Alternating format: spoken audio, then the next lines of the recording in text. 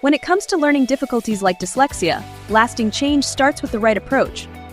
At the Morris Center, we go beyond traditional tutoring, offering comprehensive, evidence-based programs that retrain the brain for lifelong success. With over 35 years of experience, we've helped thousands of clients overcome learning challenges in just months, not years. Find out how we can help your child succeed at themorriscenter.com. This is a production of the Ultimate Homeschool Radio Network. Welcome to the Vintage Homeschool Mom Show. Your host, Felice Gerwitz, is an author, a publisher, and your radio show host. She will encourage, educate, and inspire you with answers to your most pressing questions from homeschool, marriage, parenting, and much more. Felice loves to equip moms to live a Christian life because every moment counts. Be sure to visit her website at mediaangels.com. And here's your host, Felice Gerwitz.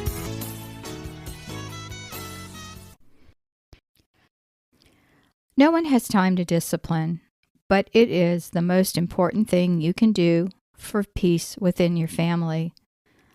The 1-minute discipline will change your life. Hey friends, and welcome. My name is Felice Gerwitz, and seriously, I don't know how I haven't done a podcast on this topic before. I've talked briefly about this technique in last week's podcast, which was episode 550.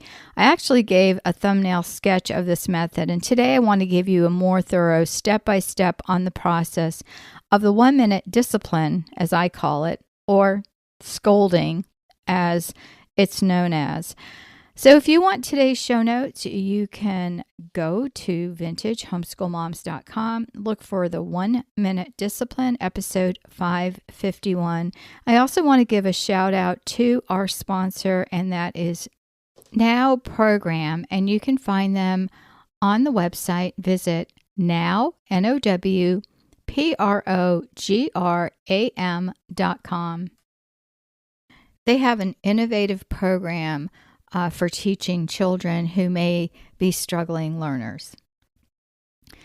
Well, friends, long ago, I read a book that revolutionized my parenting. I was inconsistent in my approach, and one time I'd be really strict, and the other I was too lazy to get up and enforce my request. I would do what I called the countdown discipline. And you're saying, well, what's that?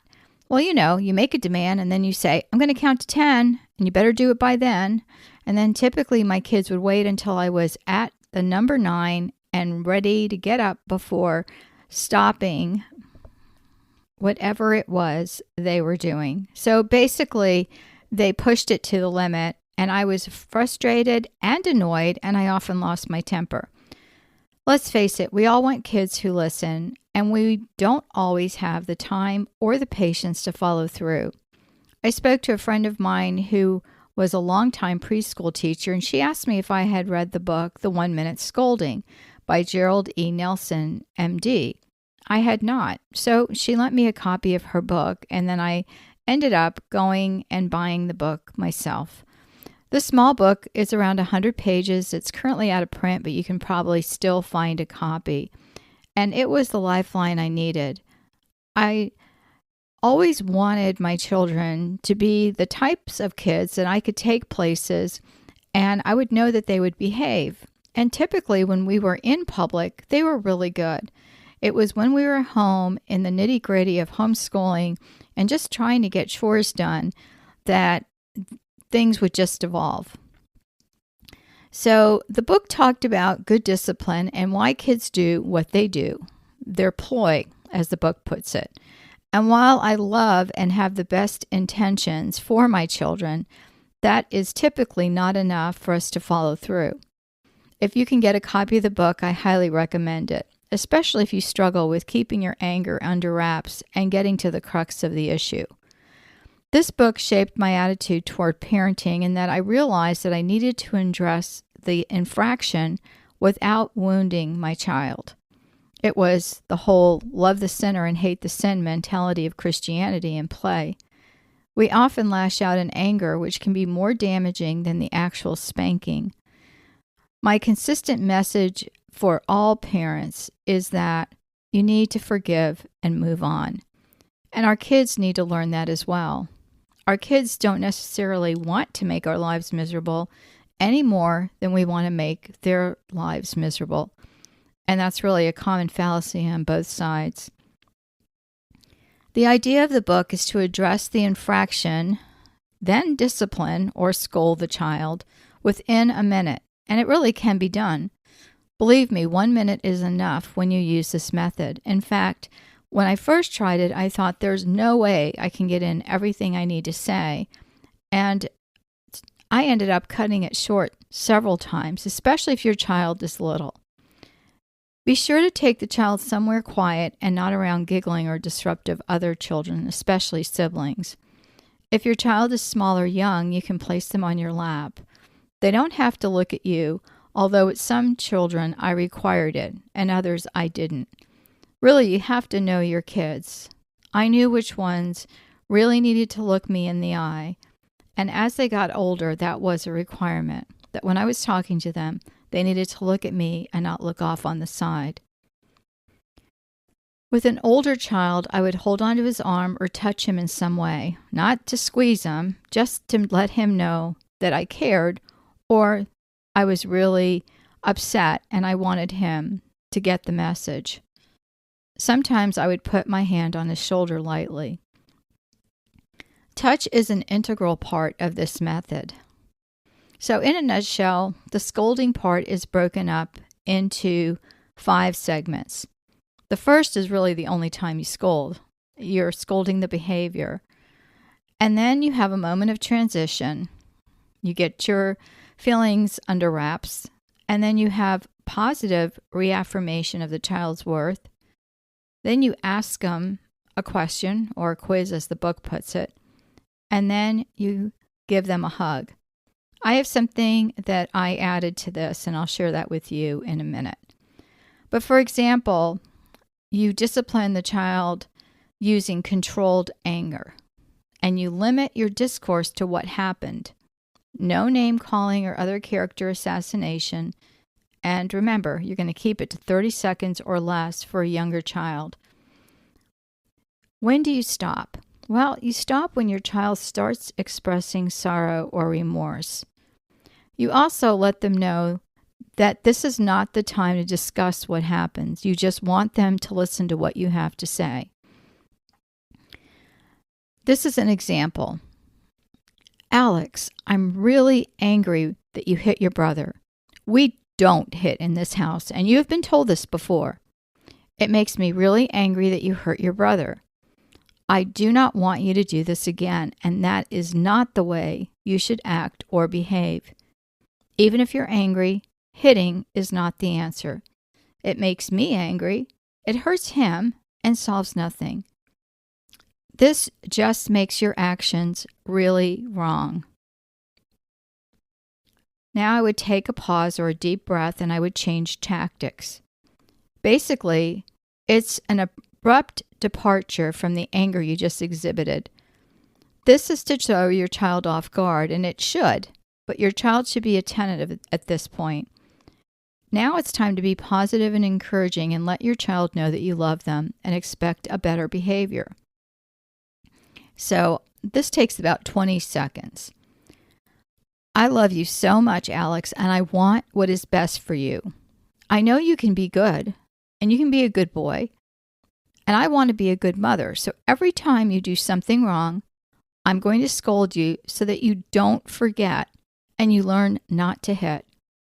I'll keep reminding you until you learn to be a good big brother. You have to understand that you should be kind to your brother. That's what we expect in this family. If you have any problems, you can always come to me for help. And then the quiz part. Why am I upset? Or why am I scolding you? And the answer is because I hit my brother. Excellent. That's correct. And why will you get in trouble every time you make a bad mistake? Well, because I'm not supposed to hit my brother. Wonderful. And because I love you very much. And I know you can do better. What are you supposed to do when you feel angry with your brother? Come to you for help if I need it. That's right. Now, at this point, you hug your child and allow them to hug you back, and it ends here.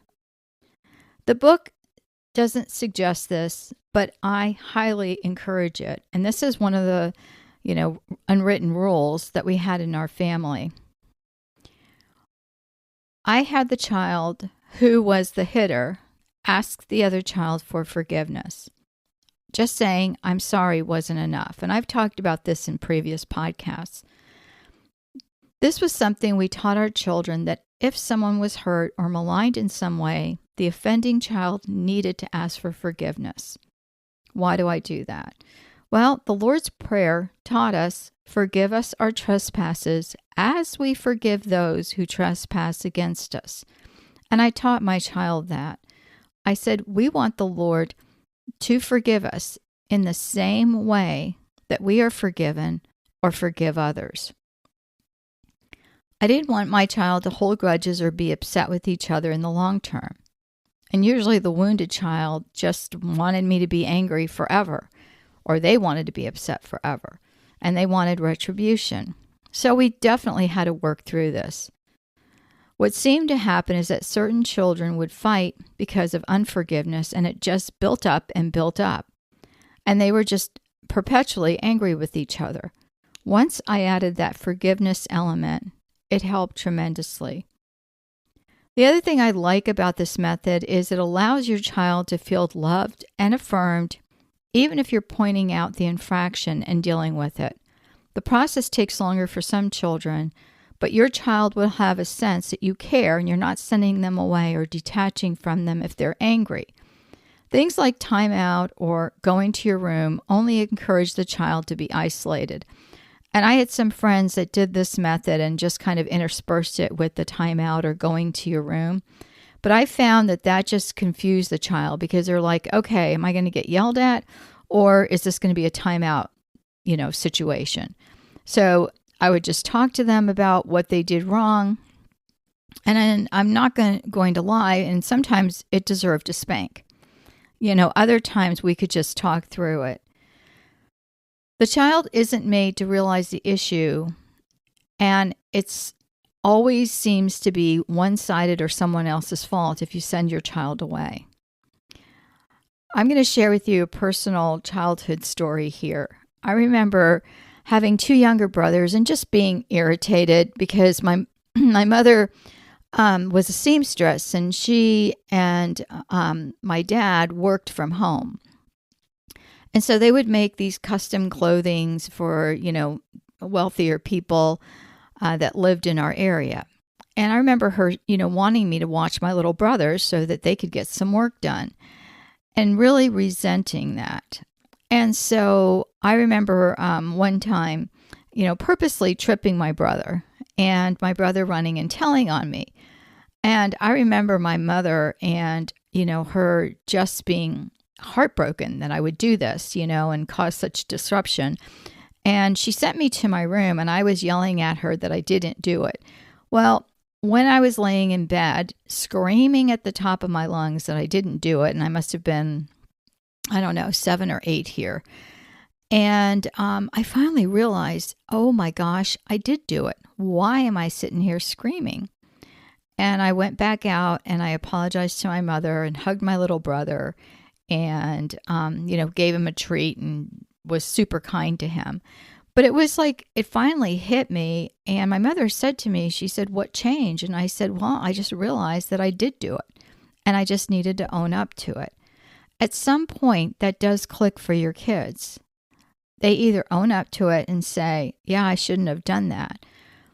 The other thing is, I have a really hard time when kids say it was just an accident. And you can't just accidentally hit your brother every other day, And so there had to be some sort of discipline taken. And after the scolding, there may have been something added to that, especially when they were older, if this was a repeat offender.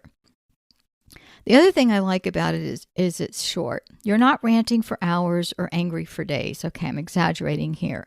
But the issue is dealt with, the situation is handled. The child knows that if there is a next time, there's going to be more of the same, and no kid likes to think that they're going to be sitting there talking to their mom over and over again for something they did wrong. Nobody wants to sit there for 30 seconds even and listen to you say and point out what the problem is. And so thinking that, well, this is too simplistic of a method, before giving it a chance really is something you need to reconsider, because I did that at first when I read the book. I said, this is just too easy. The fourth is you're dealing with the issue when it happens. You're not rehashing the past. You can't say things like, well, you always, and last week you did. Just focus on now. And the last point is the child will know that he can trust you, and above all, he's loved and appreciated, even if he's sometimes naughty, and that you want the best for them. In this way, they're encouraged that you're there to help, and you're there to help them stay on the right path. Best of all, it often takes just a look when the child gets angry, and they know hitting is unacceptable. My dad just had to give us one look and we knew. And he very rarely spanked. So I think this method is worth trying. But really what I like best of all is that it's immediate and over. Yes, some children had to be scolded more than one time each day, but they really, really disliked that first 30 seconds. So rarely was the same child disciplined twice in a day. I didn't have to use this method long with some children. One of my children, after being spanked before this method one time, stated, "That really hurt? That really hurt, and I'm not doing that again." The same child quickly learned that he disliked the scolding part, and a quick look or a stern shake of my head was all that was needed in the future. Well, try this method and let me know what you think. I'm excited to share this with you, and I pray that it is helpful. So take care, everybody. God bless. Follow me on your favorite podcast app. Make sure that you set that alert so you know when the new episodes are coming out. And I pray you have a wonderful week. God bless. Thanks for tuning in to the Vintage Homeschool Mom Show. Visit Felice at MediaAngels.com and TheVintageHomeschoolMoms.com. Vintage Homeschool Moms is a production of the Ultimate Homeschool Radio Network.